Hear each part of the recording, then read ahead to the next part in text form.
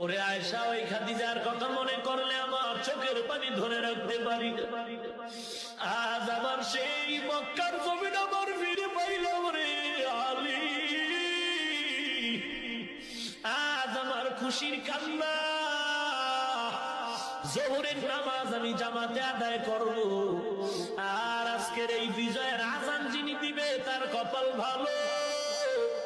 নবী মশওয়ারায় বসে গেলেন, কে দিবে আজ বিজয়ের আযান? একজন দাঁড়ায় বলে, নবী আজকের বিজয়ের আযান দিবেন আবু বকর। আর কেউ না কারণ, আপনি তো আবু বকরের প্রশংসা করে বলেছেন। ওই হিজরতের পর নবী যখন ঘর থেকে বেরিয়ে আবু বকরকে গিয়ে আস্তে করে ডাক দিয়েছে, গভীর রাত। আবু বকর দরজা খুলে, লাব্বাইক ওয়া সাদাইক ইয়া রাসূলুল্লাহ। আমি আস্তে ডাক দিলাম, আপনি কি ঘুমান? আবু বকর চোখের পানি ছেড়ে বলেন, ও পয়গম্বর, 2-2.5 বছর আগে আপনি আমার কানে কানে বলেছিলেন হিজরতের পথে আমি আপনার সফর সঙ্গী হব।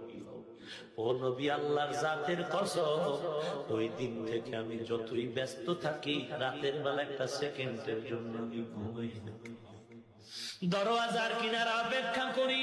নবীও শুনে অবাক হয়ে গেল। ওরে আবু বকর, এগুলো কি করে সম্ভব? আবু বকর কান্না করে বলেন, আমি আবু বকর একা ঘুমাই না তা না, আমার ঘরে আমার ছোট মেয়ে আসমাও ঘুমায় না। প্রত্যেক রাত্র নাস্তা বানায় অপেক্ষা করে নবী আসবে, মদিনার লম্বা পথে নাস্তা দিব। ওরে নবী, আমার মেয়েটাও ঘুমায় না। আজকে 2-2.5 বছর আমি আবু বকর রাত্রে ঘুমাই না রে নবী। আমার মেয়ে আসমাও ঘুমায় না রে নবী। ওরে নবী, একটু খুঁটির গোড়ায় তাকে দেখেন। ওই খুঁটির গোড়ায় আমরা মদিনায় যাওয়ার জন্য একটা উট কিনেছি, ওই উটও ঘুমায় না।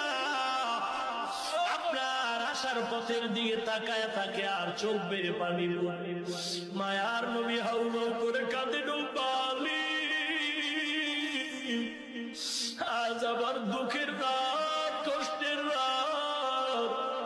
আবু বকরের এই ত্যাগের বিনিময়ে দেওয়ার আবার কিছু নাই। তবে আমি আজ একটু দোয়া করি, আল্লাহ, এই আবু বকরের সফর শুরু হলো, মদিনা পর্যন্ত সফর শেষ না। ও আল্লাহ, তুমি কবুল করে নাও। আবু বকরের সফর শেষ হবে জান্নাতের মেহমান খানা।